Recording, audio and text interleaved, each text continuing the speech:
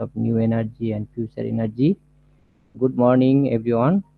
Today I am going to discuss about the influence of free and binding energy donor acceptor heterointerface in organic solar cell. Uh, I introduce myself. I am Dr. Bablu Kumar Ghosh, Senior Lecturer from the Faculty of Engineering, University Malaysia Sabah.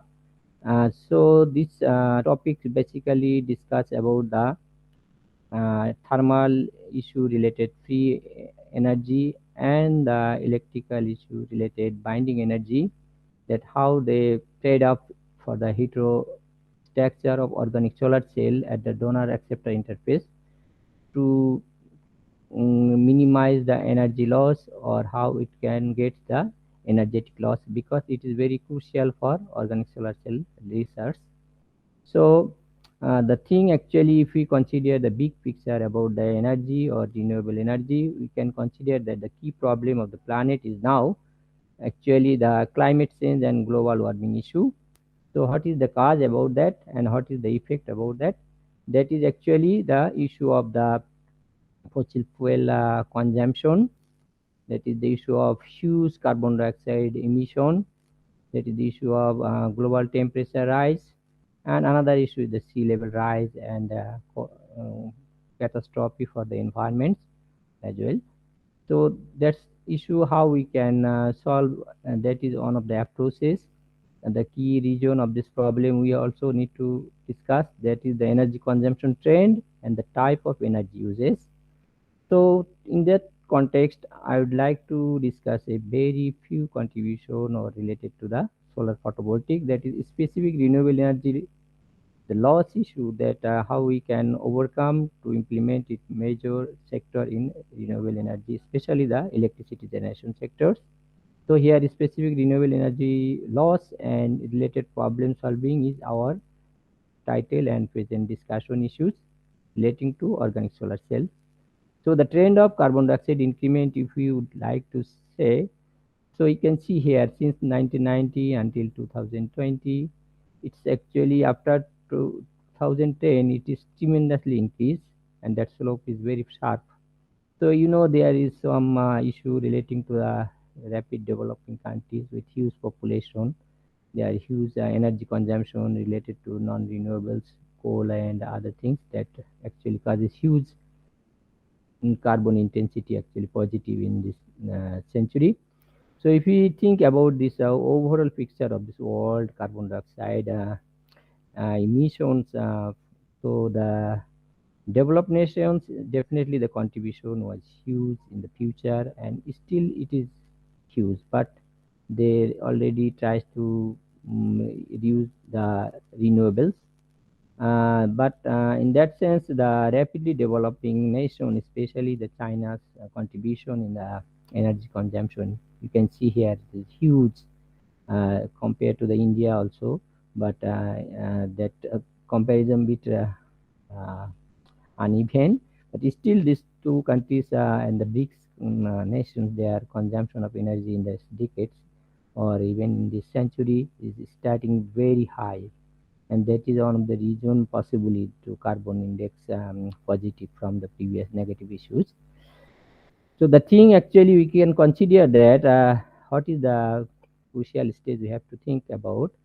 This is the historical emission scenario you can see at the top, and the bottom we have to think that how progressively the carbon emission in the environment is increasing, and what is the IPCC, the RA5 consideration about 450 particle per million. To maintain it, we can consider that the environment temperature can limit 1.5 to 2 degrees Celsius from the pre-industrial temperature range. So to do so, actually we have to think about that where is actually huge power consumption, or where is the huge energy uses. So if you think here in this graph, you can see that the electricity generation is the huge contribution for carbon dioxide emissions. So we have to consider here in terms of electricity generation consideration. So it is actually the paper reported in Progress in Energy 2019, the green Martin Green. So you can see that the initiative to reduce the carbon dioxide, we have to think the policy level. In that case, the policy level, we have to need to reduce the carbon dioxide by the country wise. If we think that China should be top at 32%, United States followed by then the European Union, India as well. So in that scenario, we can get the 450 scenario by 2035, and 13.7 gigaton of carbon dioxide emission every year should be reduced from this current scenario. The present trend of energy consumption, if we think here that the electricity generation purpose, you can see here the coal, oil, natural gas, nuclear and renewables. These are the contribution. You can see the renewable contribution in the green line. You can see it is progressively increasing. What are the specific renewables? You can see here in the, this is the mostly the solar and wind, because both are actually the industrial developed technology. It's progressing very fast compared to the natural product of the hydro electricity. So that's why these two industrial developed technology is actually progressing very fast to cover these renewable needs to support the environment and energy as well. So in that case, we have to publish this last years about this data. Then we can see here the green contribution at present IEA data on 2021. Yeah, the China's contribution, USA, European Union, India also contributing huge for the renewables, especially the solar, photovoltaic, wind, hydro, and bioenergy. But we the question how actually it is progressing in context to the total environmental pollution issues. That is another question. But we are not going that way. That current renewable energy generation trend, if we see this prediction by the International Energy Agencies, that since 2012 until 2040, the progression of the hydropower, wind and solar, if we consider the wind and solar contribution is progressively increasing very fast. But our discussion today is limited to the solar only. So in that case, the energy demand and environmental balance is very important to our civilization and also for the development as well. So in that case, the global PV research outcome, if we think, there are three most categories of solar materials especially used, that is silicon based, thin film based and organic solar based. So our discussion actually the newly developed organic solar cell issues here. Actually, if we consider the fan, so far I see data, and it is also NREL US data that support that the organic actually how is progressing. You know that other player actually progressing very fast and it is already matured stage, but organic is still in the huge potential to develop. So that's why we are preparing to discuss about it. So why actually the dissimilar contribution of the different materials? If we consider that, we can focus on the core level of the energy generation of photo electric systems. So here a lower band gap thermalization influence is huge, and higher band gap, the below band gap transparency issue is huge. In that context, actually band gap below 1 to 1.5 is huge, is potential for the maximum energy transformation. In that case, the organic solar cell is also a potential because it has low processing cost. So if we consider the materials and technology development issue, we can see here the portfolio of the absorption age and the potential energy harvesting, that is the optical energy and operation, that means electrical energy gap. If we see, it is actually very less for the crystalline materials, especially the silicon, indium phosphide and other players, and gallium arsenide as well. This level is actually the SQ limit. If we see that the low profile materials like the organic or polymer or such others, here the loss is huge, but here the high crystalline material loss is less. Whereas the band is for the this profile materials, especially the amorphous or organic materials, is also very high. It has a lot of scope for transparency. In that case, actually we can consider the poor and better way of material quality versus cost. If we think that the energy that is deep electrical or effective energy from the optical energies, that gap should be around 0.4 to 5 electron volt. But in case of low profile material, like especially the organics and the amorphous materials, their energy difference is huge. You can see here.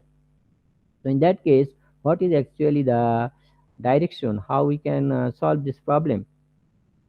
So the issue core attention is actually the, we know that electricity generation is analogous to the production of the current density. In that case, you can see here that the current density for the high profile crystalline material is definitely very high, whereas its band gap is lower, whereas higher band gap profiles, the current density is very low. So this profile we are considering in terms of the purification of the materials and its crystalline quality that ensure the greater current density. In that case, the cost and efficiency is a factor that will drive the research in future for the solar energy potentials. In that case, here we can see we have also published a paper, the other research also in this related issues. Then the thing is actually the cost and efficiency trade-off. If we consider the higher gain materials or high crystalline materials, definitely the cost of the purification is very high. Whereas low gain profile materials, the crystalline quality is very poor, and here the cost is very low. So there is a trade-off between the cost and efficiency. Definitely here efficiency high, here cost is low. So this trade-off actually the current research trend that how to progress our efficiency of low profile organic and amorphous materials as a nanostructure and thin films. So to improve the efficiency for the cost potentials or levelized cost of energy reduction process. So the processing technology and efficiency, low cost technology, if we consider the free energy and Coulomb's binding energy for the organic materials is an obstacle because here low permittivity materials and binding energy is definitely very high that cannot cover this naturally the thermal energy or thermodynamic energy related free energies. So in that case, another issue is the deep level trap of this material of low profile stacks. And there is a concern of recombination issues. Then another is actually the field effect that is related to the electrostatic barriers and the electrode carrier selectivity. We can consider it prominent to enhance the energy potential of the organic or low profile materials. So how we can do so?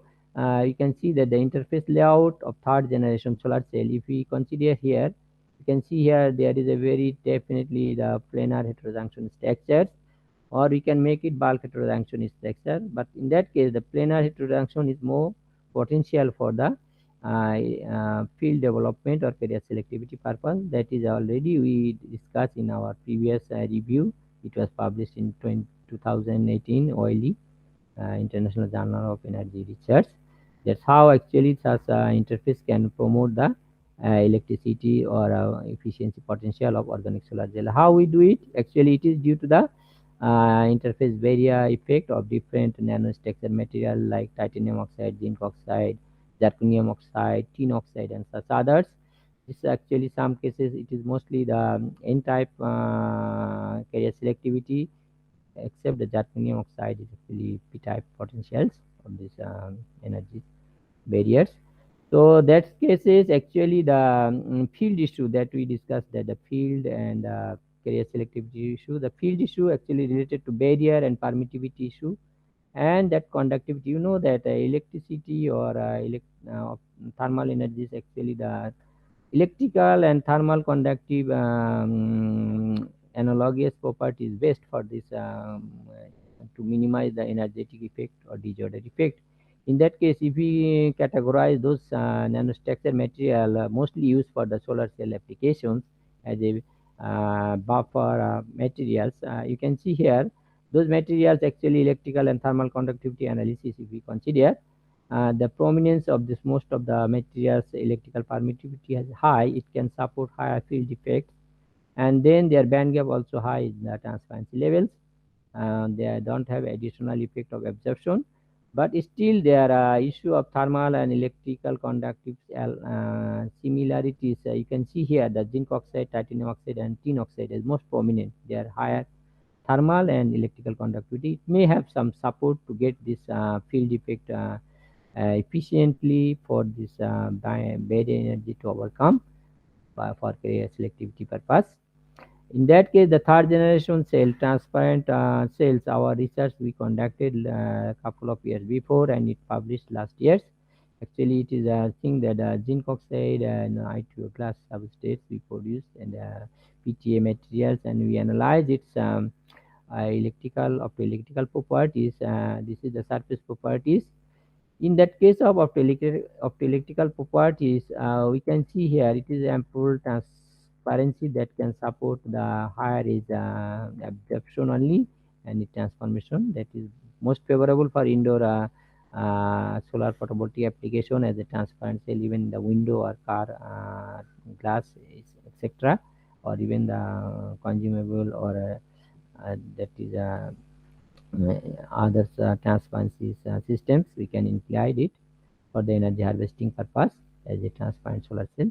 So in that case, we investigated on part is very important. That is the grain size of the materials, as we discussed earlier, that how it is influential for the organic solar cell materials to relate to the barrier height, because barrier height is associated to the potential effect that is influenced to carrier selectivity and electrical efficiency of the organic solar cell. So here you can see that the whatever the condition of the growth of the PTA materials on the nanostructured zinc oxides inorganic materials. Here gain size progressively increase with the handling conditions, and at the same time the increment of grain size actually promote the barrier heights. Actually it make more potential for the electrical field, and in that case it does not have very significant effect of leakage current deliveries variation, but the on important thing is grain size increasing actually promote the higher barrier height or potential that can influence the field effect.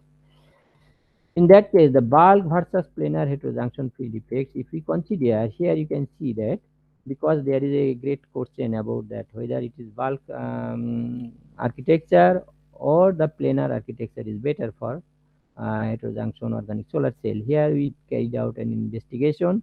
We have seen that the compared to the bulk heterojunction, the planar heterojunction, you have seen here it is around 0.62 to 63 electron volt open circuit voltage stage, but here it almost 0.8 electron volt. So it actually for the planar heterojunction mode of organic traditional solar cell PDOT, PSS and PCBM. We can see here the potential of energy harvesting is huge because here open circuit voltage is promoted. It means that the field effect that actually support use to make energy potential of organic solar cell, and that is prominent for planar heterojunction compared to the bulk heterojunction of organic solar cells. This one we would like to actually focus here. In our previous study we did it. Then the thing is actually if we consider the baseline consideration about the inorganic photovoltaic and organic photovoltaic, the scenario is the variation of voltage and current is here more analogous for inorganic, but the organic is very discrete, that means its absorption is very particular, and that is the problem for the energetic effect. If we consider the SQ model, which is the ideal like this, and the real solar cell should be most analogous, and in that case the distribution of the photon energy should be like this. If so, then the scenario of low profile material like the well-known amorphous silicon and organic materials, if we compare, you can see here that the photoluminescence and electroluminescence profile as a blue and red marking a graph, it is very analogous for amorphous silicon and organic solar cells. But what is actually the key issue to display these relations? Actually, it is the previous researchers that the Rao, the Physical Review 2017 publication.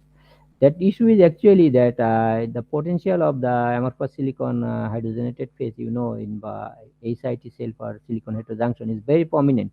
It can reduce the thermal effect or thermal coefficient effect that improve the open circuit voltage. It is well known research for the Japanese Panasonic companies. It is already commercialized and established.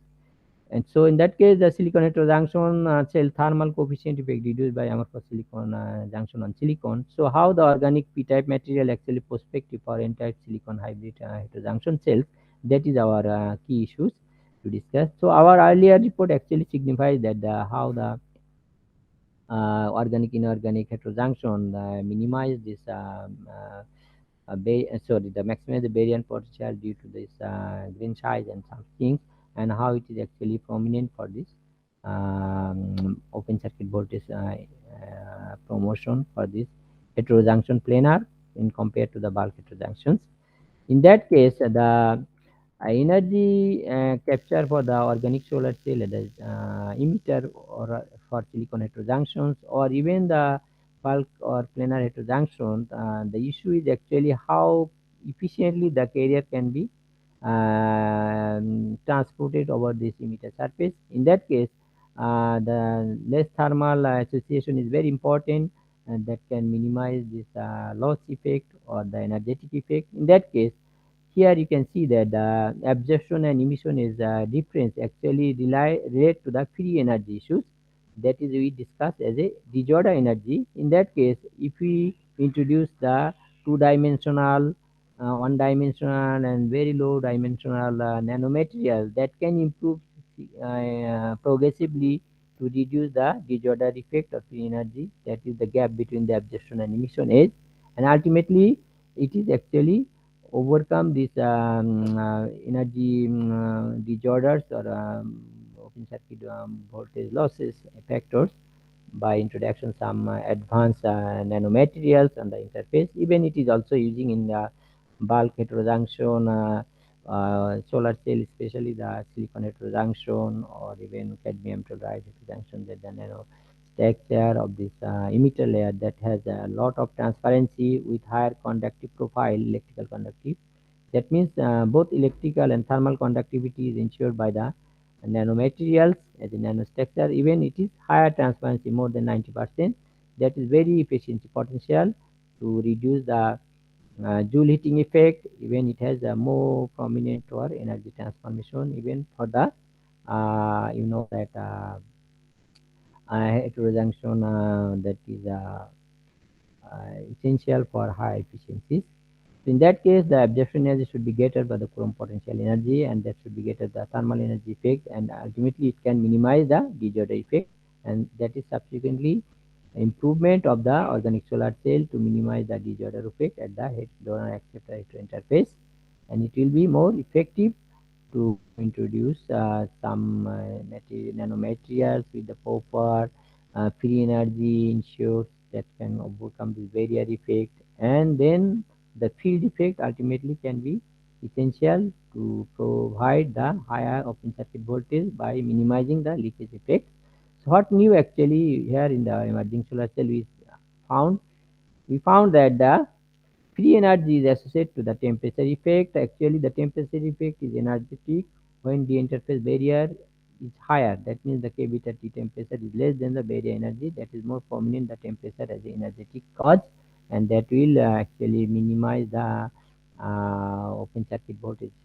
And it can be only way to overcome by low barriers related field effect by the buffer of the high permittivity and high that can ensure the more carrier selectivity of the active material to accelerate the carrier to the respective electrode, and it can overcome this energy loss or the injection of free carrier due to thermal association, that ultimately increase the efficiency potential of organic solar cell. So suitable interface design can lessen the energetic loss related to the VOC loss of the organic photovoltaics. This is our findings. So we actually see some references in this research. You can see here. So that's all from my side. Thank you for your patience, for your hearing. There is option of question answer. I'd like to finish here. So thanks for your patience and hearing. So thank you all. Thanks. Yeah.